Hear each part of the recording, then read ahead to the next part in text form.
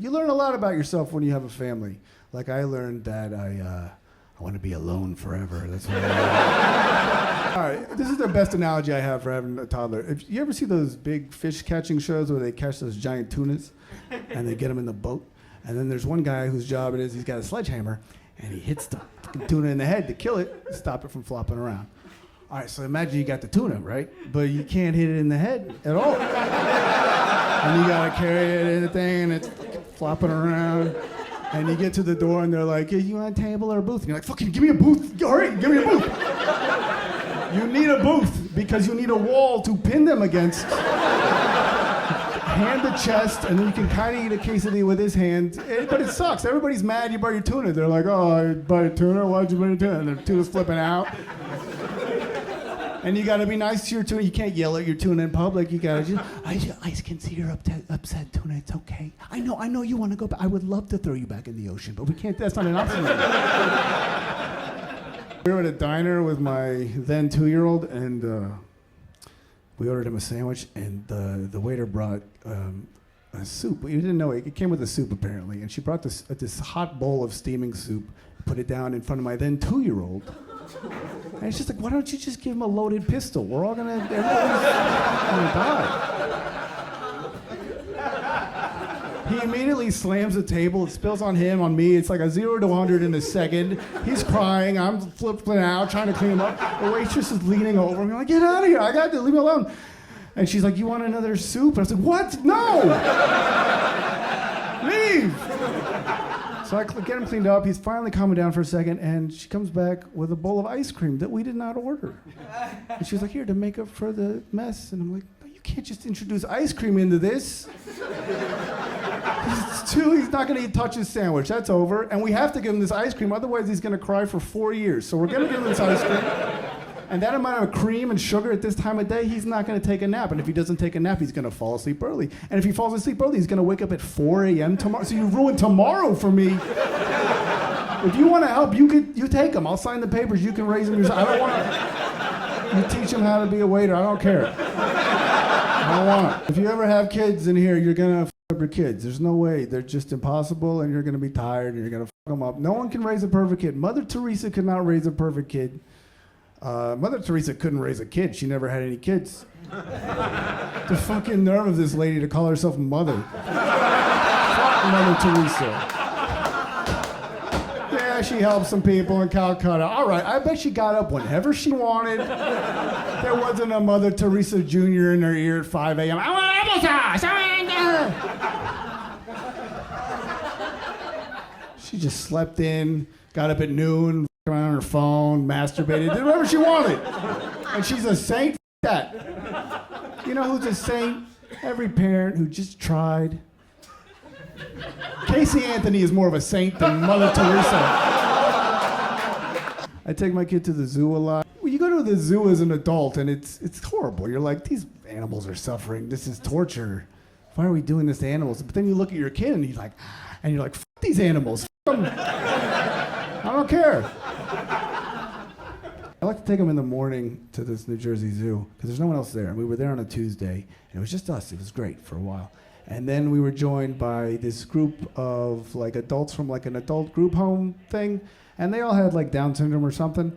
And I didn't even notice. And then what I did notice was that they'd been walking around. They were with us, and I saw that my son was just having a really hard time looking at the animals anymore. I was immediately like, no, you can't, no, stop. You can't look at them. You don't look at them. And he was like, what's wrong with them? I was like, nothing's wrong with them. We don't look at them. I was the only one who was upset. My son was like, that's cool. And they weren't upset. They weren't like, I'm special, don't look at me. No, they were like, hey, whatever. I was the one like, no, you can't look. We don't look at them. We didn't pay to see them. That's not what we're here. Look at the alligator. He's 5 feet from your face. Look at the alligator. It's just a whole day of trying to teach my kid to not stare at disabled people. That's not what I had planned for the day. It was tough. And now he wants to go to the zoo all the time. He wants to go all the time. And I don't trust his intentions. I don't. If we're going to see the saddest animals in New Jersey, not the happiest adults, all right? Sometimes I'm playing with my son, and I feel more joy than I've ever felt in my life. But it's so hard that within an hour, I'm like, I don't need joy. I don't need joy to live. was a lot happier when I was sad and alone. I was driving my kids around the other day. They were quiet in the back, and then my son pipes up, and he was like, just out of nowhere, he was like, "Dad, am I gonna die?" And I was like, "No." And my wife was like, "You can't lie about that." And so I was like, "Yes, yeah, you're gonna, everybody dies." And he immediately started crying, which is why I said no in the first place, because I know that's where it's going. He's like, "No, I don't want to die. I don't want to die. I don't want to die." And I'm like, "No, not now. Like, just look. There's gonna come a day you're gonna want to die. All right? Right now, you don't want to die because we're doing everything in our power to make your childhood as wonderful as possible. And you go to a great school, and your teacher sings." They're gonna stop singing. It's gonna start to suck. You're gonna have to learn geometry and shit, and you're gonna hate it. And then you're gonna get out, and you're gonna want a job, and you're gonna work really hard to get that job, and then you're gonna get it, hopefully, and then you're gonna be like, "This is the worst job I've ever. What have I done with my life?" And then you're gonna fall in love with somebody maybe, and it'll be fine. And then after a while, you'll be like, "Oh no, they're a narcissist." And then you're gonna be like, "Well, maybe I'm a narcissist." And then you're gonna be like, "There's no way, I'm too good for that." And then you're gonna reach a certain age where you got nothing and something means anything, and you're like, "Oh my God, maybe I should have a kid." I don't know. Like, you exist because my life sucked. That's why you're here. I was 35. I was like, I got nothing. I don't know. Let's see if a kid fixes. You're here because I was trying to scavenge some meaning out of this life, and it didn't really fix anything. But I love you.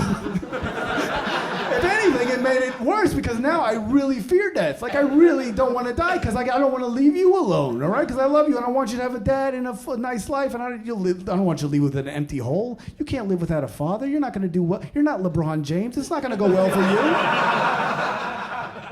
And I have high cholesterol. I could drop it at any moment. So I just live with that now, just hanging over my head every second.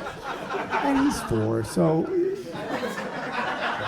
There's just a long pause, and he's like, "What?" And then I was like, "Why don't we just get some ice cream?" He's like, "Yeah, rainbow. Yes, good." And there's been a change with Cookie Monster. He's healthy. They're making him healthy. No, it upset me too. I was a 90s kid. You don't make a Cookie Monster healthy. He's a Cookie Monster. You don't take cookies away from the Cookie Monster. It's a fun character for kids. They don't need another monster on a diet in their lives. They already have mothers. It's hard to be a parent. You have to be, it's the most selfless thing. Like, I don't want to put any of my dreams or wishes on them. I just want them to figure out what they want to do and be happy. But also there's a piece of me that's like, I feel like if they grow up and they're not happy, that somehow that they have failed me and I'll never forgive them. So one time I picked up my son from a daycare, and the lady who I gave him to me, she was like, "Can you talk to him?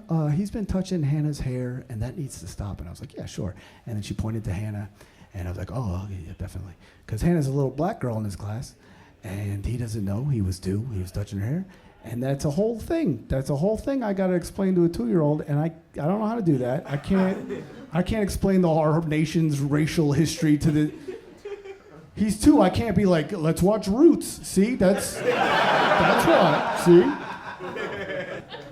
So I had to just tell him, and he doesn't understand. I was just like, "We don't touch anybody's hair. You know, Hannah, especially, we don't touch Hannah's hair ever." And he was like, "Why?"